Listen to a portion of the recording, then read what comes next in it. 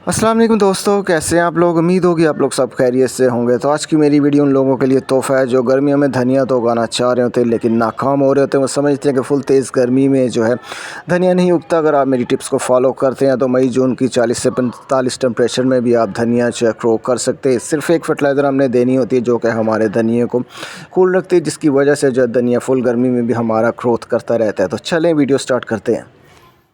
दोस्तों, धनिया उगाने के लिए जो सॉइल सबसे पहली चीज़ होती है। अगर सॉइल सही नहीं है तो फिर कोई भी चीज़ हम नहीं उगा सकते। चिकनी मिट्टी में आपने कोई भी चीज़ नहीं उगानी। तो धनिया उगाने के लिए सबसे पहली चीज़ हम लेंगे भल मिट्टी। ठीक है, ये देख लें बिल्कुल नरम है, रेत की तरह। इसी तरह की मिट्टी में जो आपने सारे फलदार पौधे और सब्जियों के पौधे उगाने होते हैं। दोस्तों, हम चाहते हैं कि हमारा धनिया तेज़ी से बढ़े और लश ग्रीन हो जाए। तो उसके लिए सॉइल में हमने दूसरी चीज़ क्या ऐड करनी है, पुराना गोबर हमने ले लेना है। तकरीबन 2 साल पुराना गोबर मेरे पास है। ग्रीन कलर का गोबर आपने कभी भी जो है मिट्टी में ऐड नहीं करना, ना ही पौधों में डालना। ठीक है, ये डार्क ब्राउन जब हो जाए तो समझ लें ये गोबर जो है सोना बन चुका है।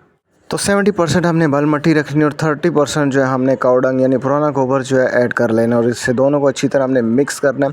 तो इसके अंदर हम कोई भी फलदार पौधा या सब्ज़ी का पौधा लगाते हैं तो बहुत अच्छा हमें जो है रिज़ल्ट देता है। तो आपने ये दोनों चीज़ें इस हिसाब से ऐड करनी है। दोनों चीज़ें मिक्स करने के बाद आपने पानी दे देना अच्छी तरह, ताकि हमारी जो मिट्टी है बिल्कुल नमी में आ जाए। जब ये हम सीड लगाते हैं तो उसके बाद हमें पानी देना जो है मुश्किल हो जाता है और सीड ग्रोथ जो होता है फिर मुश्किल से हो रहा होता है। तो पहले ही हमने सारी मिट्टी जो है गीली कर लेनी है अच्छी तरह। उसके बाद आपने किचन में जाना है, वहाँ से आपने सूखा धनिया लेना है। इसके सीड लाने के लिए आपको मार्केट नहीं जाना पड़ता। जो भी सूखा धनिया आपके पास मौजूद होगा वही ग्रो होगा। तो उसके बाद जो है आपने सॉइल के ऊपर जो है धनिया इस तरह रख देना है। इसको दबाने की ज़रूरत नहीं होती है, आपने हाथ के साथ इसे मसल लेना है ताकि इसके अंदर से जो है सीड निकल आए। वो भी मैं आपको दिखा देता हूँ कि आपने हाथ से किस तरह मसलना। जितना ज़्यादा आप धनिया लगाते हैं उतना अच्छा रिज़ल्ट आपको मिलेगा, क्योंकि इसमें काफ़ी ज़्यादा सीड जो होते हैं वो फिर ग्रो नहीं होते। तो फिर दोबारा से हमने उसी जगह पर जो है सीड लगाने होते हैं, फिर पूरा रिज़ल्ट जो है हमें मिल जाता है। दोस्तों, जब बहुत तेज़ गर्मी होती तो फिर हमने सीड उगाने के लिए कोकोपीट या माउसपीट का इस्तेमाल करना होता है। ये पानी को अपने अंदर जो है बहुत ज़्यादा जज़ब कर लेता है, जो तेज़ धूप में जो जल्दी ड्राई नहीं होता। उसकी वजह से जो हमारे सीड के ऊपर नमी बरकरार रहती है तो हमारे सीड जो है ग्रो हो जाते हैं। तो तेज़ गर्मी में आपने जब भी कोई सीड लगाना है तो फिर आपने कोकोपीट या माउसपीट का इस्तेमाल करना। अगर आप इसके ऊपर सॉइल डाल देते तो वो नेक्स्ट डे ही जो है ड्राई हो जाएगी, लेकिन कोकोपीट जो है 2 से 3 दिन तक जो है नमी को बरकरार रखती है सीड के ऊपर। तो इस तरह अच्छी तरह जो एक लेयर जो है हमने कोकोपीट की जो है सीड के ऊपर बना देनी है। ठीक है, बहुत ज़्यादा भी जो है आपने सीड को नीचे नहीं दबा देना। ये बस मैंने सीड को छुपा दिया है। ठीक है, फिर इसके ऊपर जो हम पानी से शावर करेंगे। कोकोपीट डालने के बाद आपने शावर कर देना और आपने उस टाइम जो है पहली दफ़ा जब आपने पानी देना तो अच्छी तरह दे देना, जिस तरह मैं दे रहा हूँ। पूरा जो है हमारा कोकोपीट यानी जो भी सॉइल हमारी है वो पूरी तरह जो है नमी में आ जानी चाहिए। तेज़ गर्मी है, कोई मसला नहीं होता इससे। तो आपने तेज़ गर्मी में बहुत अच्छी तरह जो है पानी देना है। तकरीबन जो है 5 दिन बाद की मैं वीडियो बना रहा हूँ, हमारा धनिया जो उगना शुरू हो गई है। आहिस्ता आहिस्ता जो है पूरे टब में फैल जाएगा। तो हमारे सीड उगना शुरू हो चुके हैं। तेज़ गर्मी में भी मैंने ये उगा लिए। तो आप इसी तरह उगा सकते हैं, लेकिन जब आपने सीड वगैरह लगा लिए तो आपकी लोकेशन क्या होनी चाहिए, बिल्कुल जो है शेडी एरिए में जो है आपने छत के ऊपर इसे रखना है।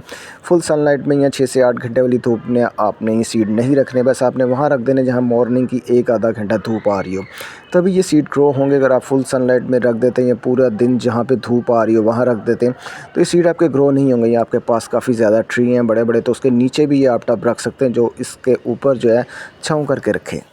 तकरीबन जो है मैं 10 दिन बाद की ये वीडियो बना रहा हूँ। हमारा धनिया जो ग्रो होना शुरू हो चुका है। तो आप गर्मियों को भी ये घर में उगा सकते हैं। इसको उगाने के लिए जो मैंने आपको टेक्निक बता दिया, आगे जाकर एक मैं फर्टिलाइज़र बताऊंगा जो गर्मी से इससे बचाएगा। तकरीबन 15 दिन बाद की ये मैं वीडियो बना रहा हूँ। हमारा धनिया देख लें लश ग्रीन हो चुका है, बिल्कुल भी धूप का उसके ऊपर असर नहीं हो रहा, वो मुरझा नहीं रहा या एक तरफ गिर नहीं रहा। तो इसकी वजह क्या है मैं आगे आपको जाके बताता हूँ। फर्टिलाइज़र आपके साथ शो करूँगा, वही आपने फिर फुल गर्मी में अपने पौधे पर करना।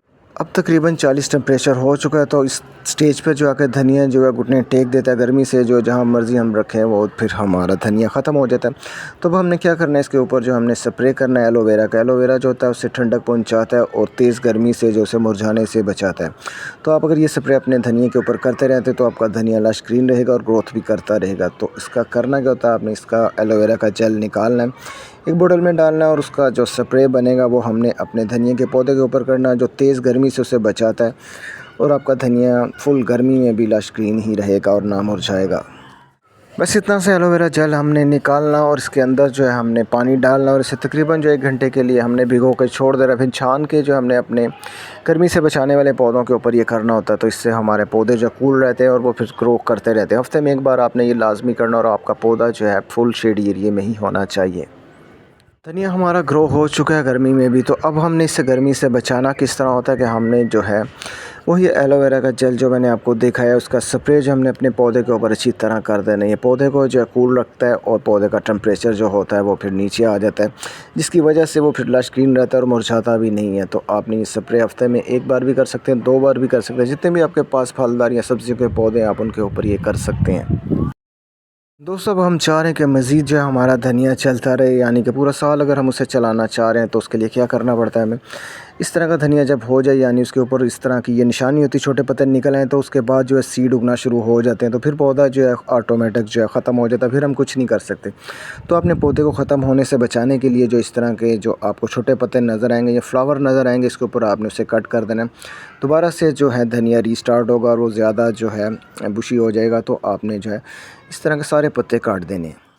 जब हम इसे काट देते तो फिर ये तकरीबन महीने बाद दोबारा से छोटे पत्ते निकल आते, फ्लावर आ जाते, तो आपने उसे कट करते रहना, आपका जो धनिया फिर चलता रहेगा। अगर आप इसे कट नहीं करते तो फिर धनिया आपका ख़त्म होना शुरू हो जाएगा।